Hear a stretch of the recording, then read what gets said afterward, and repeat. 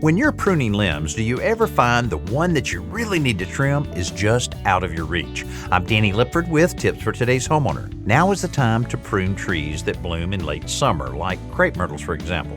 But it never seems to fail that the limb you really need to cut is just out of your reach of your loppers.